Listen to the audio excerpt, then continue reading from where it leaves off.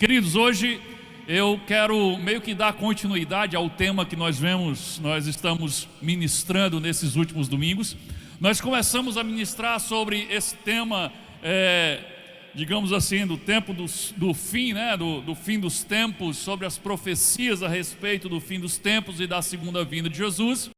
Começamos motivados pelos eventos que aconteceram e estão acontecendo lá em Israel, nesta guerra entre Israel e aquele grupo terrorista Hamas, que tem como sede lá a faixa de Gaza. Então, a partir daí nós falamos sobre o que significava essa guerra como sinal do fim dos tempos.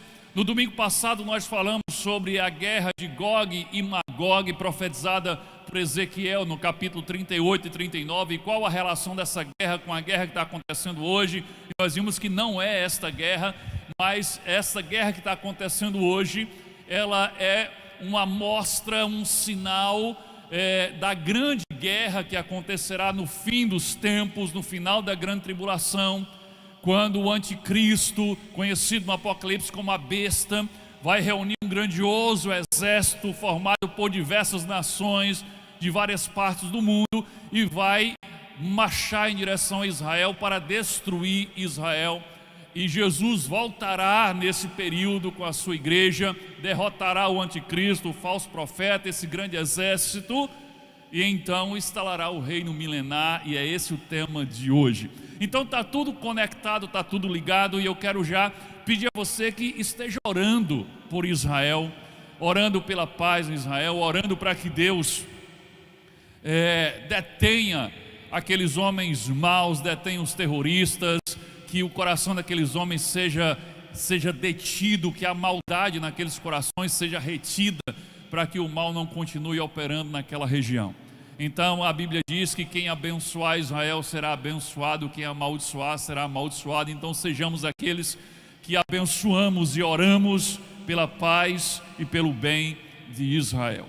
Queridos, hoje o tema da mensagem de hoje é o reino milenar de Cristo na terra. O reino milenar de Cristo na terra, e reinaremos com Cristo por 1000 anos. Queridos, essa é uma profecia, uma grande profecia, uma importante profecia a respeito dos acontecimentos do fim dos tempos. Mas é uma profecia pouquíssimo estudada, pouquíssimo ensinada no contexto da igreja. Eu acho que essa é a segunda vez. Essa é a segunda vez que eu estou ministrando sobre esse tema. Faz um pouco mais de um ano que eu ministrei sobre esse tema a primeira vez, e estou voltando a ministrar agora por ocasião desses acontecimentos. Então é um tema que, embora seja muito importante, praticamente não é falado. E você não escuta muitas pregações, muitos sermões na igreja a respeito desse tema. Então estamos mudando essa realidade, vamos falar sobre o milênio. Muitos têm dificuldade de acreditar no milênio, porque o milênio primeiro é uma profecia extraordinária, sobrenatural, e você acreditar no cumprimento literal do milênio, você precisa ter fé. E são poucos os que têm fé para acreditar que Deus vai cumprir tamanha profecia tão espetacular e tão sobrenatural. Outros têm dificuldade de acreditar porque o milênio é mencionado apenas em um único capítulo das Escrituras, no livro de Apocalipse. Em apenas um capítulo você vê a expressão clara de 1000 anos. Não o nome milênio, mas 1000 anos. Existem outras profecias na Bíblia sobre esse período, mas especificamente na Bíblia, falando sobre 1000 anos, apenas um capítulo da Bíblia, em Apocalipse, fala desta profecia específica, dizendo que trata-se de 1000 anos. Então é verdade que apenas um capítulo da Bíblia cita o milênio literal de 1000 anos, falando dos 1000 anos, mas nesse nesse capítulo, querido, nesse único capítulo, que é o capítulo 20 de Apocalipse, cita seis vezes seguidas sobre esses 1000 anos. Mas eu ainda fico a perguntar: quantas vezes seria preciso Deus dizer uma coisa para que o seu povo acredite que é verdade? Quantas vezes é necessário que Deus faça uma promessa para que o seu povo acredite que Ele vai cumprir? Basta uma vez. Então isso não é motivo, o fato de aparecer a profecia falando de 1000 anos apenas em um capítulo, não é motivo para alguém ter dificuldade de crer, porque Deus basta dizer a coisa uma vez para que seja verdade, e basta Ele prometer uma vez para que Ele cumpra. Nós acabamos de cantar, Ele não é homem para que minta, nem para que desista. Queridos, nós vamos ler agora, vamos começar lendo essa profecia extraordinária a respeito do fim dos tempos, desse período maravilhoso chamado milênio. Está em Apocalipse, capítulo 20, do versículo 1 ao versículo 10, é o que nós vamos ler agora. Apocalipse, capítulo 20, versículo 1 ao versículo 10, e você pode acompanhar a leitura aí na tela. Fica melhor você acompanhar aí na tela. Diz assim: então vi descer, só contextualizando, o que é o Apocalipse, o livro do Apocalipse? Foi escrito pelo apóstolo João, que recebeu uma revelação sobrenatural de Deus por meio de Jesus Cristo já ressuscitado. E Jesus revela a ele, às vezes Jesus diretamente, um anjo falando com ele. Então João é tomado em espírito, arrebatado em espírito, e Deus mostra a ele os acontecimentos do fim dos tempos. E ele escreve esses acontecimentos, essa revelação no livro do Apocalipse. Então João está dizendo assim: então vi descer do céu um anjo que tinha na mão a chave do abismo e uma grande corrente. Ele segurou o dragão, a antiga serpente, que é o diabo, Satanás. Eu acredito que não tem dúvida aqui de quem ele está falando, né? Ele usou aqui vários sinônimos, vários apelidos. Ele diz, é o dragão, porque em Apocalipse também cita Satanás como dragão. Ele diz, é o dragão. Depois ele diz, o dragão é a antiga serpente, se referindo ao Gênesis. E depois ele diz, é o diabo, é Satanás.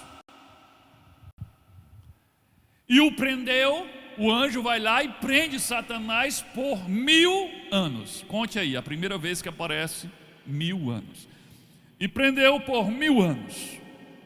Lançou no abismo, fechou e pôs selo sobre ele. Selo ao que está selado, como uma carta selada que não pode ser aberta.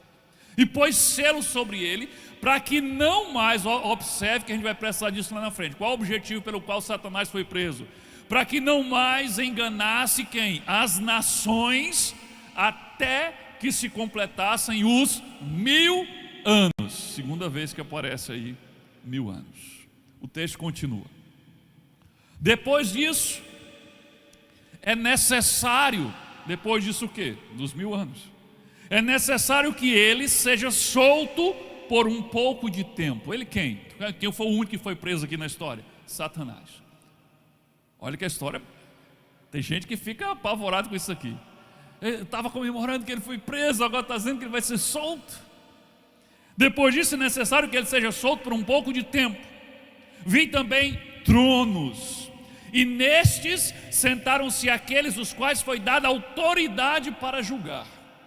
Vi ainda, olha essa visão, João está dizendo, vi ainda as almas dos que foram decapitados por terem dado testemunho de Jesus e proclamado a palavra de Deus. João está vendo as almas de pessoas que tiveram a cabeça cortada pelo fato de terem proclamado a palavra de Deus, dado testemunho de Jesus e proclamado a palavra de Deus. E ele explica: estes são os que não adoraram a besta nem a sua imagem. Quem é a besta? É o anticristo. E onde foi que ela surgiu? Onde foi que ela governou e fez a imagem? Na grande tribulação. Estes são os que não adoraram a besta nem a sua imagem e não receberam a sua marca na testa e na mão. E viveram, a palavra que viveram é ressuscitaram. Essas almas dessas pessoas, e viveram e reinaram, eles ressuscitaram e reinaram com Cristo durante 1000 anos. De novo a expressão 1000 anos. O texto continua.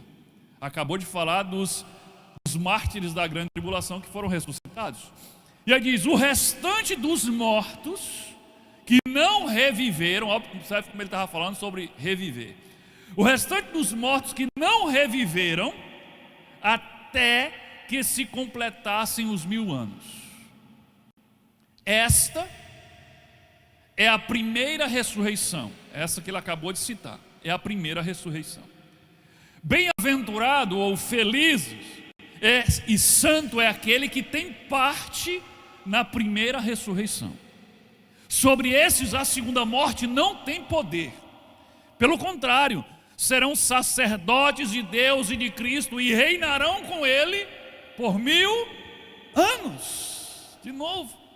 Quando, porém, se completarem os 1000 anos, Satanás será solto da sua prisão e sairá para enganar as nações que estarão nos 4 cantos da terra, vírgula, ele diz Gog e Magog. E aqui é onde muita gente tropeça na interpretação, porque aqui João não está dizendo que esta guerra que vai acontecer aqui no final do milênio é Gog e Magog.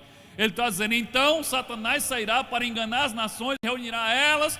Aí diz Gog e Magog. Lembra de Gog e Magog? Ele está dizendo, lembra do que aconteceu em Gog e Magog? Ele está trazendo aqui uma comparação, uma lembrança. Ele não está dizendo, isto é a guerra de Gog e Magog. Essa guerra não tem nada a ver com Gog e Magog. Aliás, não é a guerra de Gog e Magog, mas ele está dizendo, é a reunião de nações contra Israel, assim como aconteceu em Gog e Magog. Vírgula, aí diz, a fim de reuni-las, ou seja, as nações para a batalha. O número dessas nações, dessas pessoas, é como a areia do mar, desses que Satanás vai reunir depois que for solto para vir contra Israel. O texto continua: marcharam então pela superfície da terra e cercaram o acampamento dos santos e a cidade amada. Que cidade amada é essa? Jerusalém. Porém, desceu o fogo dos céus e os consumiu. Veja, é resolvido rapidamente. Diferente de Gog e Magog, que tem todo um desenrolar, invade Israel. As pessoas, Zacarias revela, Ezequiel revela que Israel chega a ser invadida. Aqui não. Eles se reúnem contra a cidade amada e desce fogo do céu e os consome. Depois disso, o diabo que os tinha enganado foi lançado no lago de fogo e enxofre, onde já se encontravam quem lá? A besta, que é o anticristo, e o falso profeta. E serão, ou seja, os três serão atormentados de dia e de noite para todo sempre. Então olha esses personagens aqui. Ele fala da besta, ele fala do falso profeta e ele falou de Satanás. É o que eu disse domingo passado, que é a trindade satânica. O diabo em tudo, ele tenta imitar a Deus de forma distorcida. Como Deus é trindade, Deus Pai, Deus Filho, Deus Espírito Santo, Satanás também vai se apresentar no fim dos tempos como uma trindade diabólica. Satanás, o anticristo, conhecido como a besta, e o falso profeta. O anticristo é quem? É um grande líder que Satanás vai levantar no fim dos tempos, que governará a terra por 7 anos durante a tribulação. Esse homem receberá o poder de Satanás e governará pelo poder de Satanás. Mas para que as nações e o mundo inteiro creia nesse homem e o aceite, haverá a figura do falso profeta. E quem é o falso profeta? Certamente, imagino imagino eu, será um grande líder religioso que vai apontar para o anticristo e dizer: adorem a Ele, creiam nele, Ele é o nosso Salvador, Ele é o nosso Messias. E aqui está dizendo que no final de tudo, Satanás, a besta que é o anticristo e o falso profeta serão lançados no lago de fogo e enxofre, e lá eles serão atormentados de dia e de noite para todos sempre. Então o inferno, o lago de fogo e enxofre, não é o playground de Satanás. Tem muita gente que imagina o inferno como o playground de Satanás, onde Satanás está lá com um tridente e se divertindo, só catucando o povo que cai lá. Não, o inferno foi preparado para o diabo e seus anjos. É o castigo deles. Os seres humanos que vão para lá é porque foram enganados pelo diabo e andaram pelo mesmo caminho que ele, se rebelando contra Deus. Queridos, então esse é o texto base sobre o milênio. Quando o assunto é milênio, esse período de 1000 anos que reinaremos com Cristo, nós, a igreja, estamos longe, mas muito longe de um consenso, como todos os assuntos da escatologia, como todos os assuntos do fim dos tempos. Não há consenso, e não tinha como haver, porque é um assunto muito complexo. Então uns entendem de uma forma, outros entendem de outra. E o que eu digo para você é: nunca deixe que a sua interpretação das profecias do fim dos tempos separe você dos seus irmãos, tá? Porque existem muitas interpretações, porque o texto é muito complicado de se entender. Então o que eu quero apresentar para vocês hoje é uma interpretação, uma probabilidade com base em tudo que eu tenho estudado, e vou dizer argumentação bíblica para isso. Mas existem outros crentes piedosos, santos de Deus, que entendem diferente disso. Ok? Então não vamos nos separar por conta da nossa opinião sobre como será a interpretação de alguns textos apocalípticos. Mas eu quero trazer um pouco de luz sobre esse assunto. E não existe consenso no meio da igreja sobre milênio. E eu diria que estamos longe de um consenso, e eu acho que esse consenso nunca vai existir, a não ser quando chega o dia do cumprimento, todo mundo vai saber: ah, então era assim. Até lá nós continuamos pedindo misericórdia a Deus para nos ajudar a entender. Queridos, sobre o milênio existe pelo menos 3 principais correntes de interpretação a respeito de como será o milênio, onde será o milênio, como será, onde será e quando será.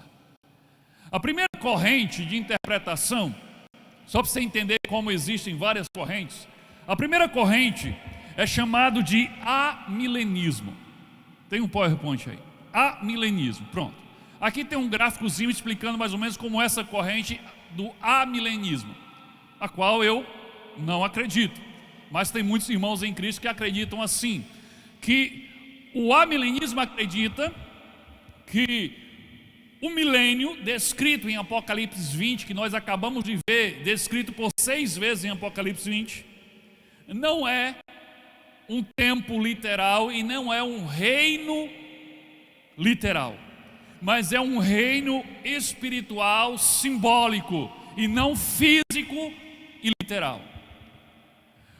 Os irmãos que acreditam no amilenismo, eles acreditam que esses 1000 anos na verdade não são 1000 anos, mesmo tendo sido repetido ali 6 vezes seguidas, e por 1000 anos, e 1000 anos, e 1000 anos, eles acreditam que 1000 anos na verdade é uma expressão simbólica, que quer dizer apenas um grande período de tempo, e não necessariamente 1000 anos de verdade. O amilenismo defende, como nesse gráfico, que nós já estamos vivendo o milênio. Olha como para eles o milênio é algo muito simbólico e não literal. Então eles acreditam que o milênio foi inaugurado com a primeira vinda de Jesus, quando ele morre e ressuscita. E desde então nós estamos vivendo o milênio. E que o milênio na verdade então não são 1000 anos, são mais de 2000 anos, que já faz mais de 2000 anos que Jesus veio a primeira vez. E o milênio vai se encerrar com a segunda vinda de Cristo. Eles entendem, nesta visão escatológica, eles entendem que Satanás, lembra que a gente começou lendo a profecia do milênio, que começa dizendo que para que o milênio exista, Satanás será preso. Lembra? Então ele será preso por 1000 anos, colocado no abismo, colocado um selo sobre ele. Então esses amados irmãos acreditam que Satanás já foi preso e está preso nesse exato momento. Foi preso por Cristo quando ele morre e ressuscita. E que esta prisão de Satanás também é simbólica. E que na verdade, você deve estar se perguntando aí, poxa, Satanás está preso, então eu estou vendo tanta maldade no mundo. Pois é, porque segundo essa interpretação, essa prisão de Satanás é simbólica e ela quer dizer apenas o seguinte: que Satanás está impedido por Deus de impedir a proclamação do Evangelho no mundo. Ou seja, ele estaria preso no sentido de que ele não pode impedir o avanço da igreja, ele não pode impedir o avanço do Evangelho no mundo. É por isso que diz que ele está preso. Então, 1000 anos não são exatamente 1000 anos, o milênio não é literal, Satanás não é exatamente preso. É assim que o amilenismo acredita. Mas aí eu lembra quando a gente leu aqui e diz que Satanás seria preso para não enganar nem seduzir as nações. Observe que o texto da profecia não diz que Satanás seria preso para não impedir o evangelho de crescer, para não impedir a igreja de avançar. Não tinha nada sobre isso, é para não impedir as nações. As nações basicamente são os ímpios. Ou seja, Satanás vai ser preso para não enganar mais ninguém, para não tentar mais ninguém. Logo, o amilenismo não encaixa com a profecia. Na prática, o amilenismo, ele não crê na profecia do milênio de verdade. Eles deram um jeito de transformar uma profecia espetacular, sobrenatural, em algo simbólico, simples e que já está acontecendo e que nem está percebendo que está acontecendo. Esse é o amilenismo, o qual eu não acredito, até que me prove o contrário. A segunda corrente de interpretação sobre o milênio é conhecida como a corrente de interpretação chamada de pós-milenismo. Pós-milenismo. O pós, olha só, pós-milenismo. Pós vem de depois, milenismo vem de milênio. Então nessa corrente eles acreditam que a vinda de Jesus só vai acontecer após o milênio. E é totalmente diferente daquilo que a gente acabou de ler na profecia. Porque a vinda de Jesus na profecia é o que inaugura o milênio. Mas aqui no pós-milenismo eles acreditam que primeiro vai acontecer o milênio, depois que vai acontecer a segunda vinda de Jesus. Porém, ao contrário, do amilenismo, ok? Ele parece com o amilenismo, porque no amilenismo também Jesus vem depois do milênio, porque nós já estamos vivendo o milênio. No pós-milenismo, eles não acreditam que o milênio já está acontecendo, mas eles acreditam que em algum momento no nosso futuro o milênio vai começar a existir. E só depois do milênio é que Jesus vai voltar. E como é que eles acham que o milênio vai começar a acontecer, o milênio vai acontecer? Eles acreditam que o milênio vai ser o quê? Vai ser um período, um longo, eles também não acreditam que é 1000 anos, é só um longo período, de uma grande paz que vai vir sobre a terra, de paz e justiça que vai vir sobre a terra, resultado de quê? Da pregação do evangelho no mundo inteiro, de um avivamento no mundo inteiro. Então o mundo inteiro vai ouvir a palavra de Deus, e a maior parte do mundo vai se converter e vai começar a obedecer a Deus, e a terra vai viver um longo período de paz e justiça, que será o milênio. E no final desse período é que Jesus vai voltar.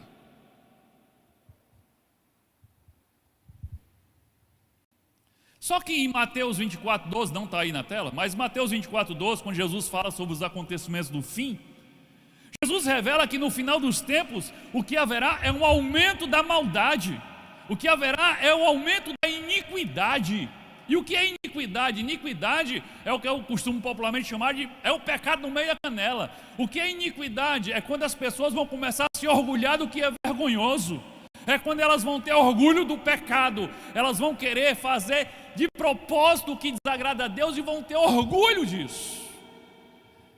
Orgulho do pecado, isso lembra alguma coisa?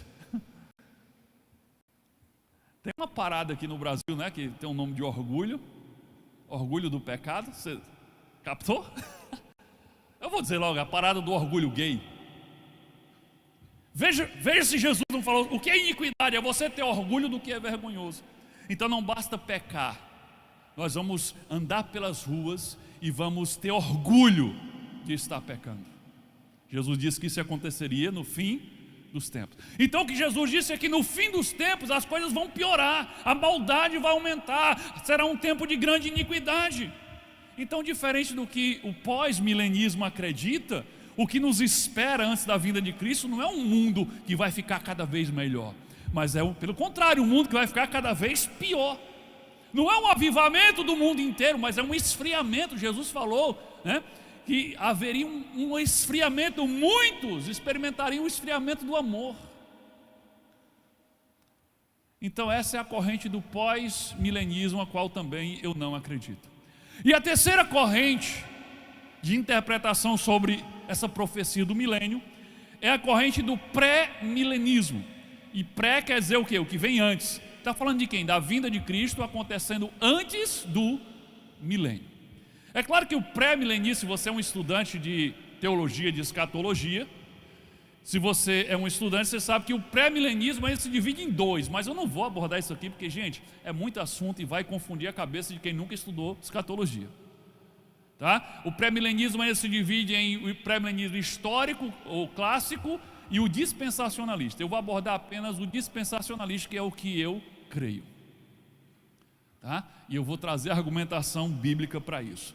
Então a outra corrente que eu quero abordar aqui, e a partir de agora eu vou falar com base nessa linha de interpretação, é o pré-milenismo, que a vinda de Cristo, é nessa sequência, Jesus veio a primeira vez, morreu, ressuscitou, a partir dali desce o Espírito Santo em Pentecostes, começa a era da igreja, que é o que nós estamos vivendo. Nós estamos aqui, na era da igreja, estamos vivendo a era da igreja já há 2000 anos.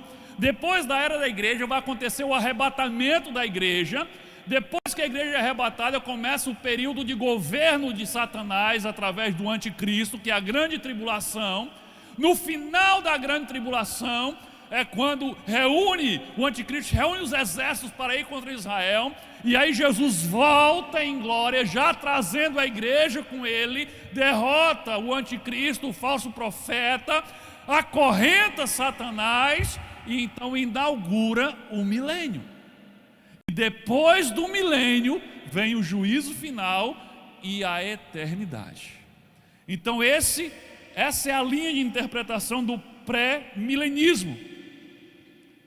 Então no pré-milenismo nós acreditamos que o milênio é sim uma profecia literal, que vai se realizar de forma literal, é um reino literal de Cristo sobre a terra e vai durar 1000 anos. Não haveria qualquer razão para Deus profetizar por 6 vezes seguidas, e reinarão com Cristo por 1000 anos, se fosse 2000 anos, se fosse 2000 anos e 100, 2,30, 2,50, 2,800, não faz sentido isso.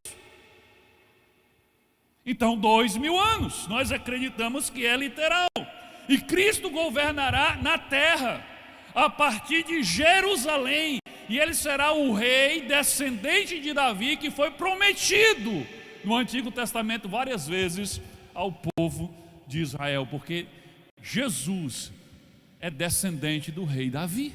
Lembra do cego Bartimeu que dizia: Jesus, filho de Davi? Ele é da descendência de Davi. Em outras expressões diz da raiz de Davi, ou da raiz de Jessé, que era o pai de Davi. Então, querido, vamos falar agora de alguns fatos importantes sobre o milênio na perspectiva pré-milenista. Primeiro, quando inicia o milênio? E a resposta já está aí na tela. Após a segunda vinda de Jesus, no fim da grande tribulação. Só para eu me certificar que todos entenderam. De repente tem alguém que está ouvindo esse assunto pela primeira vez. O que é a grande tribulação? É um período de 7 anos profetizado em Apocalipse, profetizado por Daniel, profeta Daniel no Antigo Testamento.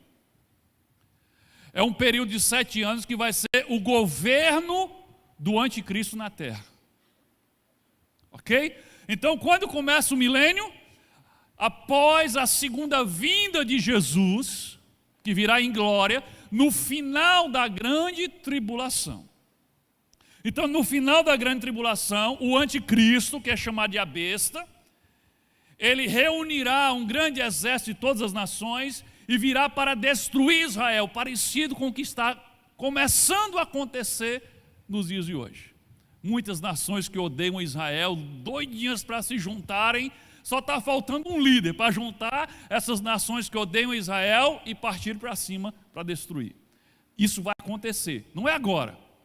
Pode até acontecer uma amostra disso agora, mas isso vai acontecer para valer no final dos tempos, no final da grande tribulação. Então o anticristo vai partir para cima de Israel com esse grande exército, que é a profecia de Gog e Magog, ou a batalha do Armagedon, como diz lá em Apocalipse. E aí nesse momento exato, quando os exércitos se reunirem para invadir, Jesus virá do céu, montado no seu cavalo branco em glória, acompanhado dos exércitos celestiais formados pela igreja. Então ele virá e destruirá o anticristo, vencerá o falso profeta e exterminará todo aquele grande exército que se reuniu para destruir Israel. Apocalipse capítulo 19, versículo 19 e 21 diz assim: e vi a besta, aqui é João tendo a visão dessa batalha no final da grande tribulação. E vi a besta e os reis da terra, a besta é o anticristo, com os seus exércitos, reunidos para fazer guerra contra aquele que estava montado no cavalo, contra Jesus que vem voltando. Ele está vendo a vinda de Jesus no final da grande tribulação. E contra o seu exército, o exército que vinha com Cristo. Mas a besta foi presa e com ela foi preso o falso profeta. Os dois foram lançados vivos dentro do lago de fogo que queima com enxofre.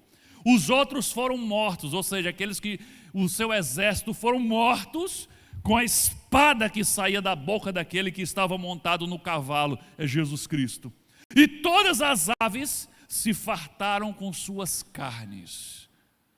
Nós vimos isso detalhadamente no domingo passado. Se você não veio, entra lá no canal da Ibavim e assiste lá Gog e Magog, a guerra do fim dos tempos. Então os exércitos todos, todo morto, e as aves dos céus comendo a carne daquela multidão de soldados do anticristo. O que mais acontece no momento dessa vinda gloriosa de Jesus no final da grande tribulação? Tem algo espetacular que nós vemos lá no texto inicial. Na hora que Jesus está vindo e derrotando o anticristo e o falso profeta e matando aquele exército, acontece uma ressurreição. Vocês lembram disso? Acontece uma grande ressurreição. Vamos relembrar? Apocalipse 20, versículo 4 e 5. Vi ainda as almas dos que foram decapitados por terem dado testemunho de Jesus e proclamado a palavra de Deus. João está vendo as almas das pessoas que foram decapitadas. Esses são os que não adoraram a besta, nem a sua imagem, nem receberam a sua marca na testa e na mão, e viveram ou reviveram e reinaram com Cristo por 1000 anos. Os restantes dos mortos não reviveram até que se completasse os 1000 anos. Esta ressurreição, ele está dizendo, esta foi a primeira ressurreição. Presta atenção, queridos. Aqui diz que na segunda vinda gloriosa de Jesus, no final da grande tribulação, haverá uma ressurreição de crentes em Cristo. Mas o texto é bem específico. Quem são esses crentes? que serão ressuscitados, cujo João viu as suas almas, e os seus corpos serão ressuscitados por ocasião da segunda vinda de Jesus em glória. O texto é bem específico, não são todos os crentes de todos os tempos, mas são os crentes que foram mortos durante a grande tribulação. São os crentes que foram mortos durante os 7 anos de governo do anticristo aqui na terra. Como é que eu sei que são especificamente esses crentes? Porque o texto é claro. Esses são aqueles que foram decapitados, degolados, por não adorarem a besta nem a sua imagem. Quando é que a besta vai ter uma imagem e vai exigir adoração? Na grande tribulação. Ele diz, e esses são os que não aceitaram a marca na testa nem na mão. Quando é que a marca da besta vai ser exigida? Na grande tribulação. Então o texto é claro. Esses crentes, cujo João está vendo as suas almas e os seus corpos serão ressuscitados na vinda gloriosa de Jesus, serão especificamente crentes que morreram durante a grande tribulação.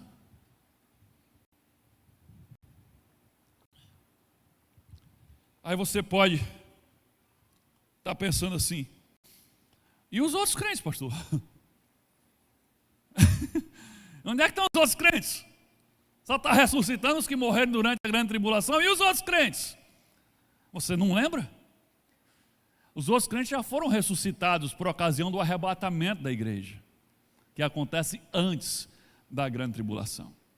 Mas aí, os nossos irmãos queridos e amados pós-tribulacionistas leem esse texto e vão dizer assim, não, porque o pós-tribulacionista diz, a igreja vai estar na grande tribulação. Aí eles vão dizer assim, você não lembra que nós acabamos de ler no texto que diz que esta foi a primeira ressurreição? Como é que teve outra, se essa é a primeira?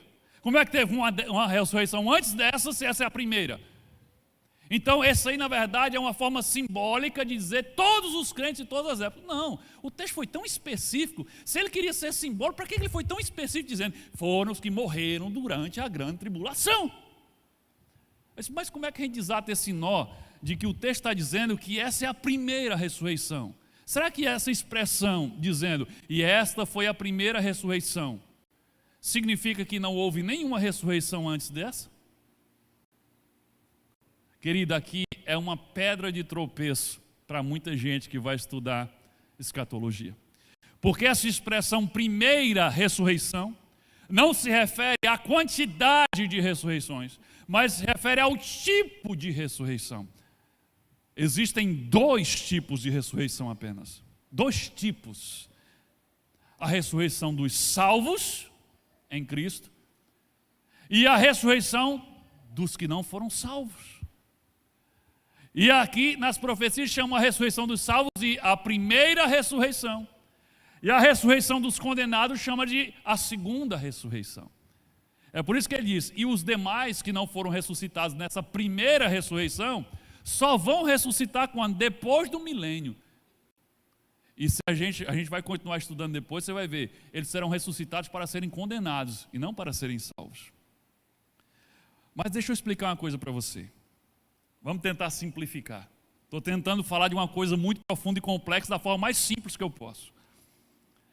A primeira ressurreição, que é a ressurreição dos salvos, ela não acontece apenas de uma vez, mas ela aconteceu, ou vai acontecer e tem acontecido em 3 etapas. Olha só, a ressurreição dos salvos, que é chamada nas profecias de a primeira ressurreição, ela acontece em 3 etapas. Qual foi a primeira etapa de ressurreição de salvos? Você faz ideia de quando foi a primeira etapa? Já aconteceu. A primeira etapa, aquele argumento do pós-tribulacionista que diz assim, aqui está dizendo que essa ressurreição que vai acontecer na vinda de Jesus é a primeira, então não aconteceu nenhum antes dela. Está errado. Eu provo a você como já aconteceu uma ressurreição, uma primeira etapa de ressurreição de salvos. Sabe como foi a primeira etapa? Sabe quando aconteceu? No ato da ressurreição de Jesus Cristo. Muita gente lê e passa por cima disso. Mas na hora que Jesus ressuscitou, um grupo de pessoas, de santos do Antigo Testamento, ressuscitaram junto com ele. Quando Jesus morre na cruz, o texto diz que muitos túmulos se abrem, e quando Jesus ressuscita, eles saem dos túmulos. Não lembra disso? Vamos ler. Mateus 27, versículos 50 a 53. Depois de ter bradado novamente em alta voz, aqui é Jesus na cruz. Depois de ter bradado novamente em alta voz, Jesus entregou o seu espírito. Aqui Jesus morreu na cruz. Naquele momento, o véu do santuário rasgou-se em duas partes, de alto a baixo. A terra tremeu, as rochas se partiram, os sepulcros se abriram, e os corpos de muitos santos que tinham morrido foram ressuscitados. E saindo das sepulturas, depois da ressurreição de Jesus, entraram na cidade santa, em Jerusalém, e apareceram a muitos. Você lembrava disso? Então aquele argumento que diz assim, aqui no texto de Apocalipse está dizendo, quando depois que ressuscita os que morreram na grande tribulação, aqui está dizendo, esta é a primeira ressurreição, então não aconteceu arrebatamento antes, porque se essa primeira não aconteceu nenhuma ressurreição antes. E a ressurreição que aconteceu junto com Jesus? Não é verdade? É verdade. Então observe, essa expressão primeira ressurreição não se refere à quantidade de ressurreição, mas ao tipo de ressurreição.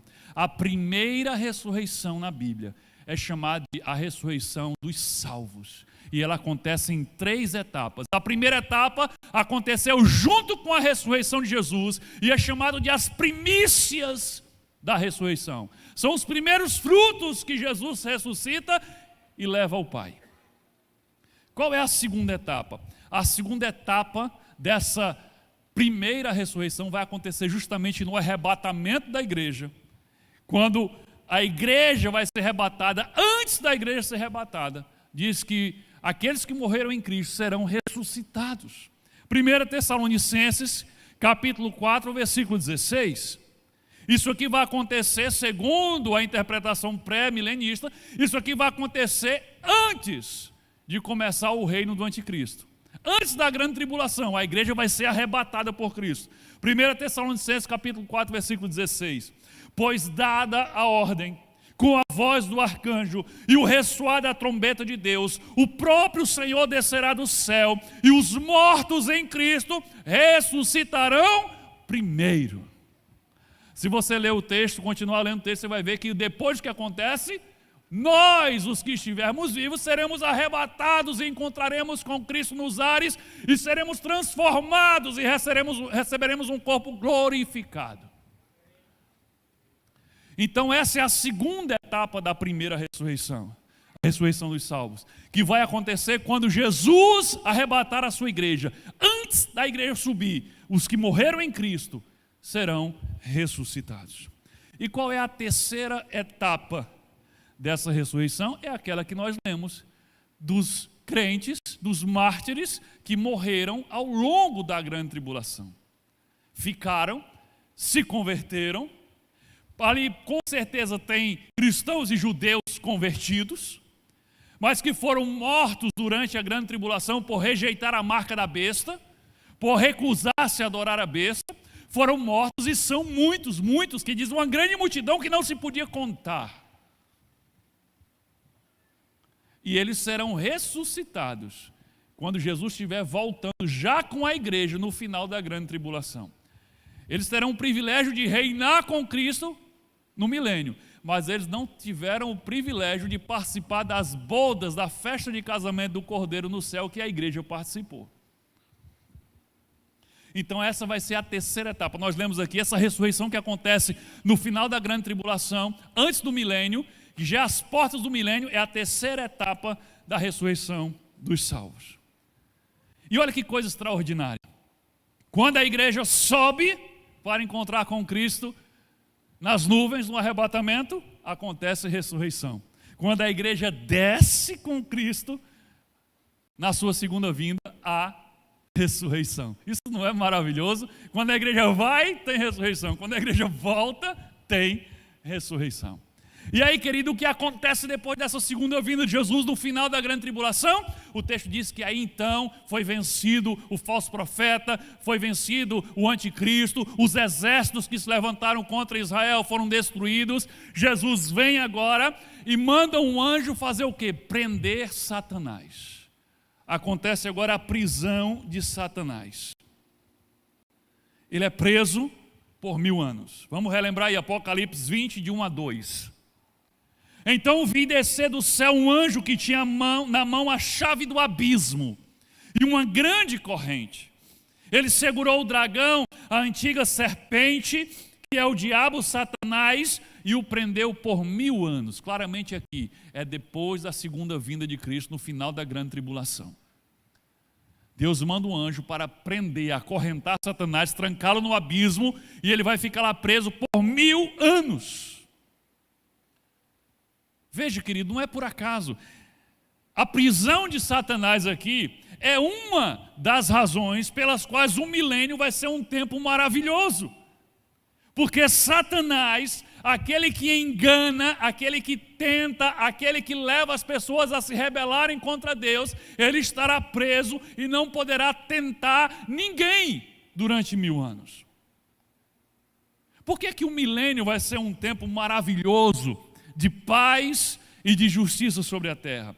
Primeira razão é porque Jesus estará aqui fisicamente reinando sobre a terra a partir de Jerusalém. A segunda razão é porque Satanás estará preso, impedido de tentar e enganar as pessoas. Essas são as duas razões pelas quais o milênio vai ser um tempo maravilhoso de paz e de justiça sobre a terra. Agora entenda, querido, o milênio, essa profecia desses 1000 anos do reinado de Cristo na terra, é o cumprimento, será o cumprimento de promessas muito específicas, de profecias muito específicas, feitas por Deus no Antigo Testamento para Israel. Promessas de um reino maravilhoso. Essas profecias do milênio revelam um mundo maravilhoso, de paz, de justiça, e que é infinitamente melhor do que tudo que já se viu na história da humanidade. Porém, ainda será inferior à perfeição que será na eternidade. Então, capte comigo, o milênio, esse reino terreno de Cristo, que durará 1000 anos, é uma profecia específica de Deus, que fala de um grande reino de Cristo na terra, que será um tempo maravilhoso de paz e de justiça, como nunca houve na face da terra. Você pode olhar na história, nunca houve. Mas, embora seja maravilhoso, ele é inferior à perfeição que será na eternidade. Portanto, concluímos que o milênio só pode tratar-se de uma época que ainda vai acontecer, porque nós olhamos e não existe nada, nem parecido com o milênio na história, nunca aconteceu. Então o milênio só pode ser algo que ainda vai acontecer no nosso futuro, mas que acontecerá antes da eternidade, porque a eternidade será melhor do que o milênio. Vamos ver, queridos, algumas profecias do Antigo Testamento que falam de como será o milênio, esse reino de Cristo na terra. Observe que em Apocalipse é o único canto que fala que é 1000 anos, mas não é o único canto que fala desse reino de Cristo, que haverá justiça e paz sobre a face da terra. Olha a descrição que o profeta Isaías, que viveu cerca de 700 anos antes de Jesus, olha a descrição dessa profecia de Isaías no capítulo 65, versículo 19 e 25. Eu vou ler essa profecia e você já vai ler e perguntando a você mesmo: algum dia isso foi realizado na face da terra? Você vai ver que a resposta é não. Se não foi realizado e Deus prometeu que vai realizar, qual é a lógica? Isso ainda vai acontecer. Olha o que diz aí. Gente, Imagina a cena. Imagina o milênio. Olha aqui, dá para você ter uma fotografia exata. Olha só. Eu me alegrarei por causa de Jerusalém. Olha, Jerusalém está no meio da história. Eu me alegrarei por causa de Jerusalém e exultarei no meu povo. E nunca mais se ouvirá nela, em Jerusalém, nem voz de choro, nem de clamor. Não haverá mais nela, onde? Em Jerusalém, criança que viva somente alguns dias, ou seja, criança morrendo, nem velho que não complete os seus dias. Porque, nesse tempo, ele está dizendo, porque morrer aos 100 anos, será morrer ainda jovem. E quem pecar, só aos 100 anos, será amaldiçoado. Essa maldição aqui claramente está falando que morrerá aos 100 anos quem pecar. Somente aos 100 anos será punido pelo pecado, ou seja, morrerá. Eles construirão casas e nelas habitarão. Plantarão vinhas e comerão do seu fruto. Não construirão para que outros habitem, nem plantarão para que outros comam, porque a longevidade é o que, gente? A duração da vida. Porque a longevidade do meu povo será como da árvore. Sabe o que significa isso? A árvore vive quanto tempo? Uma árvore? 200, 300, 500, 600, 700 anos. Ele está dizendo, a longevidade, o tempo de vida do meu povo será como da árvore nesse período. Observe, vai ser como era no princípio. Quanto tempo viveu Adão? Os seus descendentes eram 900, 930, 900 e pouco, 890. Ele está dizendo, vai voltar a ser assim. 100 anos, alguém é jovem com 100 anos aqui nesse período, vai ser jovem. Ele diz, e os meus eleitos desfrutarão ao máximo das obras de suas mãos. Não farão o seu trabalho em vão, nem irão gerar filhos para a calamidade, porque são a descendência dos benditos do Senhor, e os seus filhos estarão com eles. O texto continua. Antes mesmo que clame, eu responderei. Estando eles ainda falando, eu os ouvirei. Olha esse detalhe agora. O lobo e o cordeiro pastarão juntos. O leão comerá palha com o boi. Pó será a comida da serpente. Não se fará mal nenhum. Não se fará mal nem dano algum em todo o meu santo monte, diz o Senhor. Isaías 11, 5, 10. Olha só, esse outro trecho. O cinto deles será a justiça, e a verdade será a faixa na cintura. Está falando desse grande rei. Aí diz, o lobo, olha a descrição de novo. O lobo habitará com o cordeiro. O lobo não vai mais devorar os cordeiros. O leopardo se deitará junto do cabrito. O bezerro, o leão novo e o novilho gordo andarão juntos. E um pequenino, está falando aqui de uma criança, e um pequenino os guiará. O pequenino vai guiar o leão. A vaca e a ursa pastarão juntas, e as suas crias juntas se deitarão, e o leão comerá palha como boi. O texto continua, a criança de peito, ou seja, o bebê, brincará sobre a toca da cobra, e o já desmamado, ou seja, um menino um pouco maior, meterá a mão no ninho da serpente. Não se fará mal nem dano algum em todo o meu santo monte, porque a terra se encherá do conhecimento do Senhor, mas as águas, como as águas cobrem o mar. Naquele dia, a raiz de Jessé, quem é a raiz de Jessé, gente? É Jesus, o descendente de Davi. Jessé era o pai de Davi. A raiz de Jessé estará posta por estandarte dos povos. Está falando de Jesus reinando. As nações recorrerão a ela, a esse estandarte que é Jesus, e a glória será a sua morada. Alguém pode dizer amém? Amém. Querido, que descrição maravilhosa. Que profecia extraordinária a gente acabou de ver aqui nesse relato. Essas passagens descrevem claramente um período maravilhoso demais, que é melhor do que tudo que já aconteceu na face da terra. Ou seja, isso nunca foi cumprido, não se cumpriu ainda. Mas essa descrição, ao contrário do que alguns tentam, alguns que têm dificuldade de crer no milênio, diz: isso aqui não é a descrição do milênio, pastor, isso aqui é a descrição já da eternidade, da Nova Jerusalém. Eu digo, não é. Aqui é maravilhoso demais, mas ainda não é a perfeição da eternidade.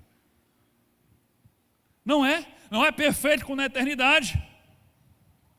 Aqui diz assim: ninguém morrerá jovem, mas ainda tem gente morrendo. Aqui diz: as pessoas viverão como as árvores, viverão muito tempo, sei lá, 800, 900, 1000 anos. Aqui diz que os animais selvagens se tornarão dóceis, e os animais carnívoros voltarão a ser herbívoros. O leão vai comer palha, ele não vai mais querer devorar a vaca que vai pastar com ele, junto a ursa vai pastar junto com a vaca, porque ela vai comer palha junto com a vaca. Mas ainda, querido, vai ser maravilhoso, mas ainda não é a eternidade. Ainda não é o céu, como a gente chama, a Nova Jerusalém. Não. Ainda não será perfeito como é a promessa da eternidade, porque aqui diz que haverá morte, haverá pecado e ainda haverá maldição. Você lembra disso que a gente leu aqui? Mesmo na descrição dessas coisas todas maravilhosas, diz que ainda haverá morte, ainda haverá pecado e ainda haverá maldição. Por isso que dizer que essas profecias de Isaías se referem ao tempo da eternidade é um equívoco. Não faz sentido, pois na Nova Jerusalém, na eternidade, não haverá morte, não haverá pecado, não haverá maldição. Mas você deve estar um pouco assustado, feliz e assustado que diz: poxa, mas eu não sabia que no milênio vai ter morte, eu não sabia que no milênio ainda haveria pecado, eu não sabia que no milênio ainda haveria maldição. Sim, de uma forma muito, muito, muito reduzida, mas ainda haverá. Nós lemos aqui, diz: porque morrer aos 100 anos é morrer jovem, e aquele que pecar aos 100 anos será amaldiçoado. Ou seja, eu entendo que aqui essa morte aos 100 anos é uma maldição porque pecou. Mas você deve estar pensando assim: peraí, pastor, eu estou confuso. Quem é que vai cometer pecado no milênio? Todos que estão no milênio não receberam um corpo transformado e glorificado, não? Como é que a pessoa num corpo transformado e glorificado vai cometer pecado? Como é que vai ter morte no milênio, se todo mundo vai estar com um corpo imortal? Eu não estou entendendo. Você não entendeu mesmo, não. Querido, a resposta é a seguinte: nem todos que estarão no milênio terão um corpo transformado e glorificado e imortal. Haverá no milênio os sobreviventes da grande tribulação. Sério? Mas Jesus não matou tudinho com a espada que saiu da sua boca? Ele matou os exércitos que vieram contra Israel.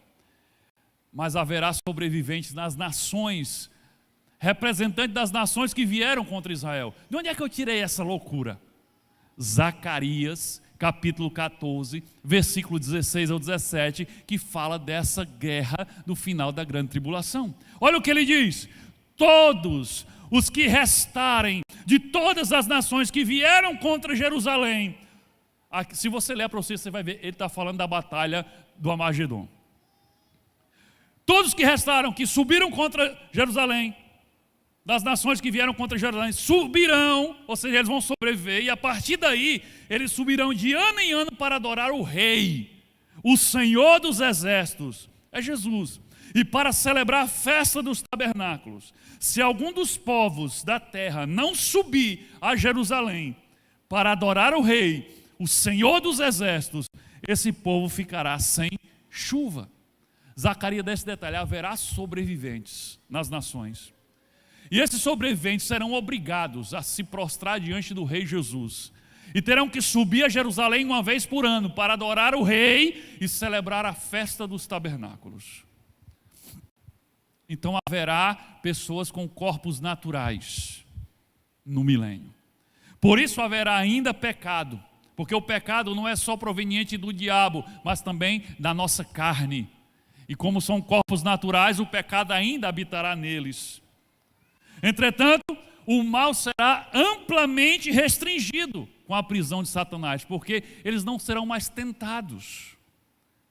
O texto cita que aqueles que pecarem aos 100 anos serão amaldiçoados, ou seja, morrerão. Eu entendo que aqui está referindo-se à morte da geração que vai vir sobrevivente da grande tribulação.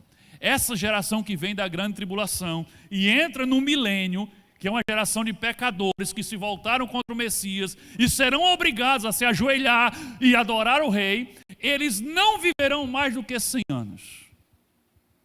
Eles não vão viver todo o milênio. E eles não estão reinando com Cristo, eles estão vivendo no milênio, mas sendo submissos na marra a Cristo. E eles não viverão mais do que 100 anos, porém, eles terão filhos e filhas. E os seus filhos viverão como as árvores. Eles viverão sim mais de 100 anos.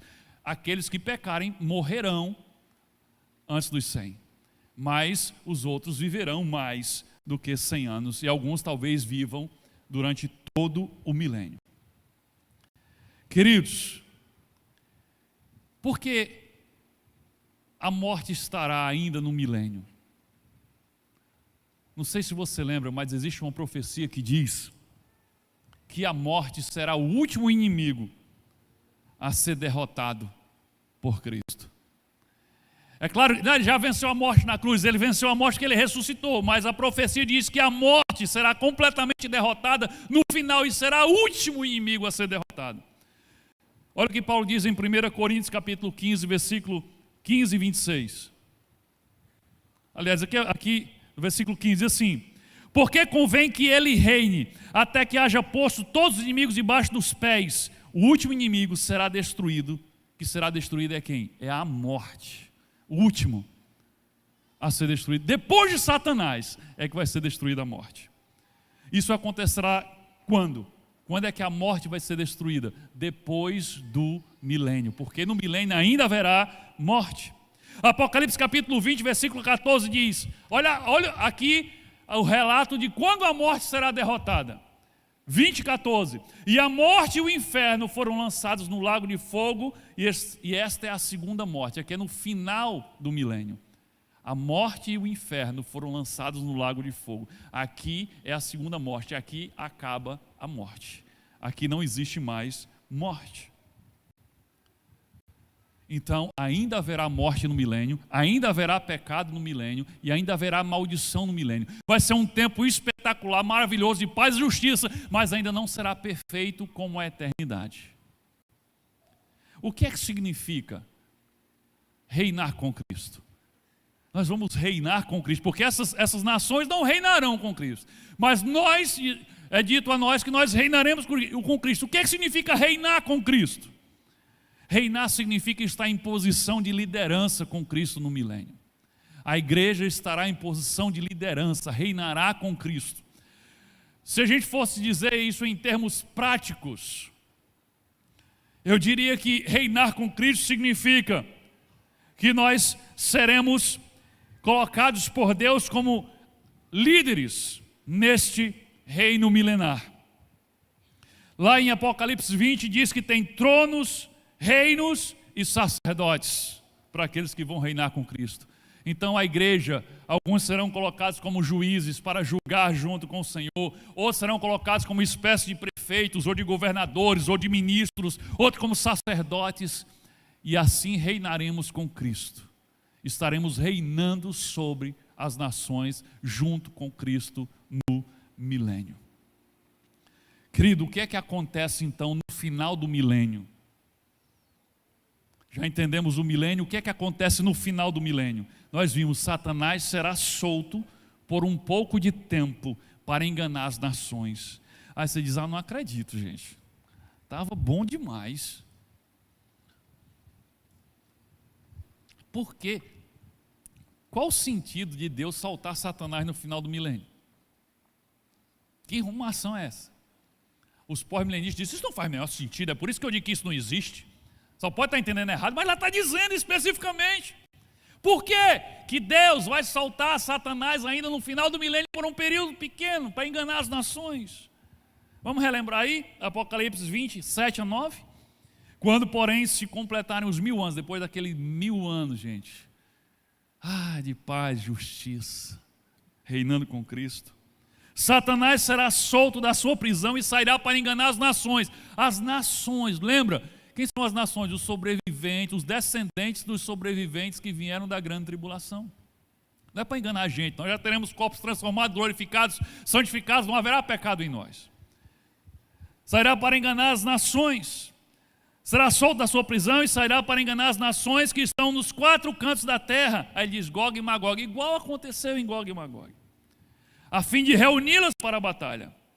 O número desses será como a areia do mar. O diabo ainda vai enganar tanta gente, que vai ser tanta gente que ele diz é como a areia do mar. Você diz, mas o cabo depois de passar o milênio todinho vendo Cristo reinar, ainda vai deixar ser enganado pelo diabo? Meu amigo, Adão e Eva lá no paraíso, convivendo com Deus, conversando com Deus no cair da tarde, não se deixaram enganar pelo diabo? Serão tantos que serão como a areia do mar. Marcharam, então eles formaram um exército, no final do milênio. É quase a história se repetindo, a história que aconteceu no final da grande tribulação, quase que se repetindo agora. Por isso que diz, é como, parecido com Gog e Magog. Marcharam então pela superfície da terra e cercaram o acampamento dos santos e a cidade amada, Jerusalém. Porém, na hora que eles chegaram lá, desceu fogo do céu e os consumiu. Querido, por que Deus solta Satanás novamente no final do milênio? Qual a necessidade disso? Eu vou te explicar agora para você entender. Agora, vê se a pessoa do seu lado está dormindo, pede para ela acordar agora. Eu lembrei de uma história, tomara que ninguém faça isso comigo aqui, mas disse que o pastor, toda vez que ia pregar, o irmão declinava no ombro da esposa e ia dormir, e o pastor já estava injuriado. Aí o pastor disse, minha irmã, acorde seu marido. Aí ela disse, vem acordar o senhor, que é o senhor que bota ele para dormir. Então, espero que ninguém diga isso comigo aqui. Acorda o irmão aí para ele não perder a bênção.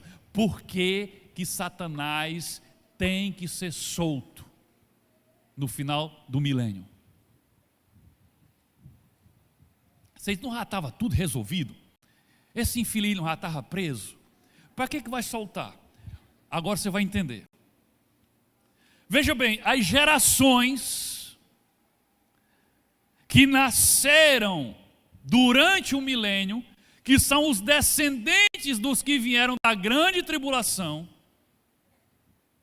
essas gerações, que são chamadas de as nações, eles nunca foram tentados, nem provados. Não foram tentados pelo diabo, nem provados na sua obediência ao Rei Jesus. Veja, Adão no paraíso foi tentado pelo diabo, foi provado por Deus. Jesus, o Filho de Deus, quando esteve aqui, foi tentado por Satanás e foi provado pelo próprio Deus também. Todo ser humano que viveu foi tentado e provado. Tentado por Satanás e provado por Deus. Mas essas gerações que nasceram no milênio, elas nunca foram tentadas por Satanás. Então elas são gerações que obedecem a Deus, mas nunca foram provados se essa obediência é por amor ou por falta de opção. E querido, Deus continua e sempre será o mesmo. Deus não aceitará que alguém entre na eternidade para passar a eternidade com Ele, sem que seja provado, sem que seja alguém que escolheu livremente amá-lo, servi-lo e obedecê-lo, tendo a escolha de rejeitá-lo e de desobedecê-lo.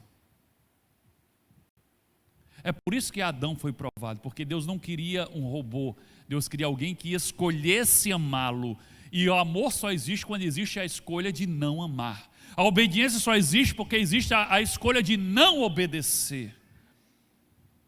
Deus não permitirá que aquela geração entre na eternidade sem ter sido provada na sua obediência, na sua fé e no seu amor. E é por isso, para provar essas gerações que nasceram ao longo do milênio, que nunca foram tentados, é que Deus soltará Satanás por um pouco de tempo. E ele virá para enganar. E ele vai enganar, pela descrição, eu imagino que engana a maioria. Porque era uma multidão tão grande como a areia do mar. A multidão dos que foram enganados por Cristo. Por Cristo, perdão, Senhor, misericórdia. Foram enganados por Satanás. E aí, quando eles são enganados por Satanás e se rebelam contra Deus e contra Cristo, desce fogo do céu e os consome na mesma hora. Então veja, essa coisa que parecia um absurdo de Satanás ser solto no final do milênio, parecia que não tinha propósito nenhum, agora você entendeu.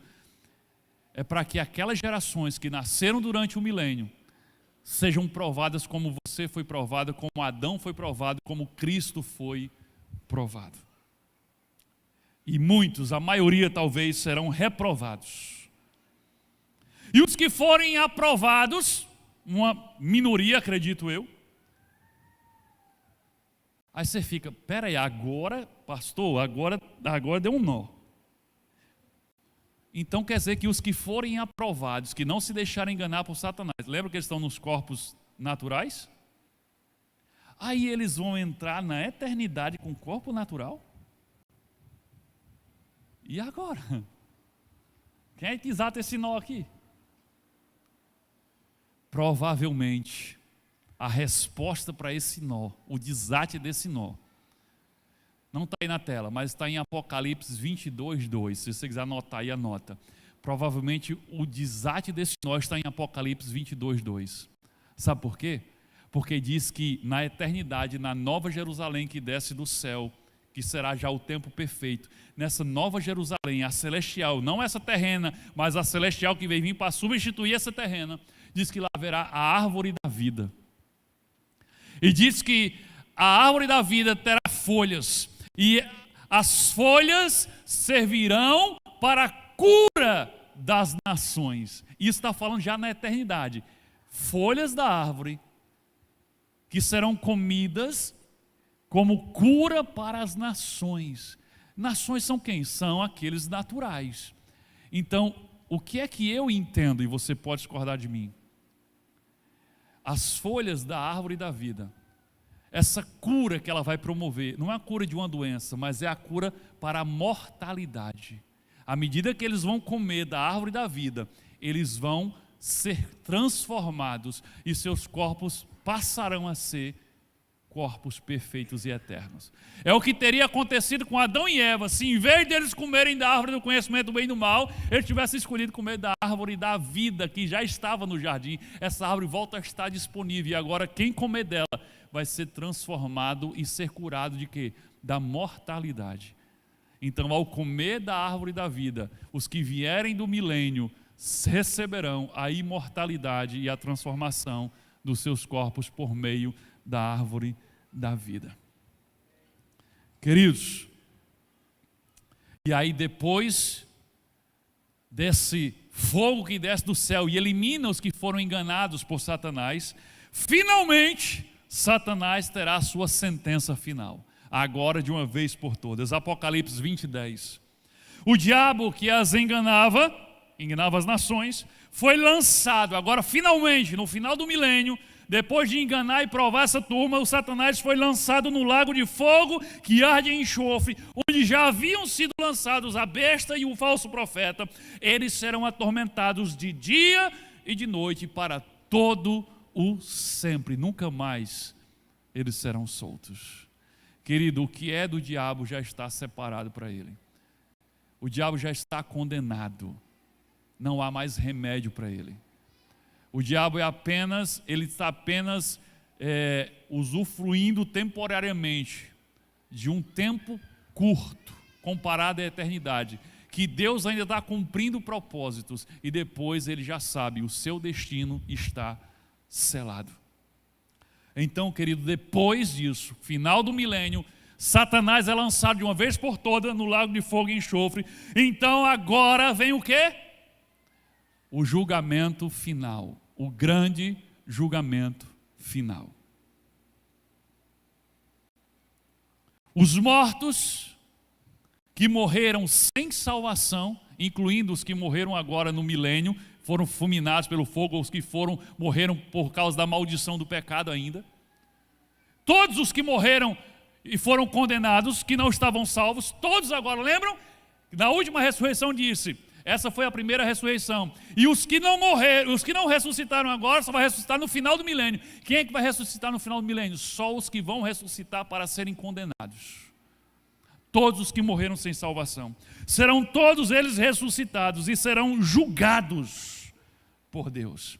Apocalipse capítulo 20, versículo 11 a 15. Olha o que diz aqui. Depois do milênio, vi um grande trono branco e aquele que nele estava sentado. Vi também os mortos, grandes e pequenos, em pé diante do trono. Os livros foram abertos. Outro livro foi aberto, o livro da vida. Existiam os livros e existia o livro. Os mortos foram julgados de acordo com o que tinham feito, segundo o que estava registrado nos livros. Aqueles cujo nome não foram encontrados no livro da vida foram lançados no lago de fogo. Olha o retrato do julgamento final, do juízo final. Todos ressuscitados e colocados diante de Deus para serem julgados. E diz, e se abriram os livros. Que livros são esses? Se você ler todo o texto, você vai ver, são os livros das obras dos homens. E diz que eles foram julgados de acordo com o que estava escrito nesses livros, de acordo com as suas obras. E quando nós somos julgados pelas nossas obras, não há outra alternativa a não ser condenados, porque ninguém é bom o suficiente para merecer salvação. Então, checava o livro das obras, condenado, mas espera aí, checa o livro da vida. Se o nome dele estiver no livro da vida, ele está absolvido das obras. E aquele que o nome não está no livro da vida, já sabe, é lançado no lago de fogo, onde Satanás, o falso profeta, o anticristo já foram lançados. Então esse é o juízo final. Se o nome não está escrito no livro da vida, vai ser jogado no lago de fogo, que arde em enxofre, e será atormentado de dia e de noite para todo sempre, é o que diz a palavra. E depois desse grande julgamento, o que virá? Então, finalmente virá o novo céu, a nova terra e a Jerusalém celestial, que descerá do céu para a terra. Então, viveremos na eternidade com Deus, na nova Jerusalém e na nova terra, que será a eternidade. Querido, a gente não vai passar a eternidade no céu, a gente vai até no céu, para as bodas do Cordeiro, mas a eternidade, a nova Jerusalém, a nova terra será aqui, o novo céu, a nova terra será aqui. A eternidade será aqui, mas será algo maravilhoso. Apocalipse capítulo 21, versículo de 1 a 4 diz assim: então veio um novo céu e uma nova terra. O primeiro céu e a primeira terra desapareceram e o mar sumiu. E vi a cidade santa, a nova Jerusalém. Ele não está vendo a Jerusalém terrena, mas a nova Jerusalém que descia do céu. Ela vinha de Deus, enfeitada e preparada, vestida como uma noiva, para se encontrar com o noivo.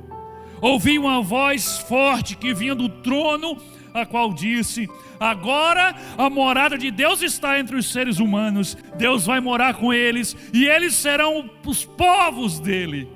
O próprio Deus estará com eles e será o Deus deles.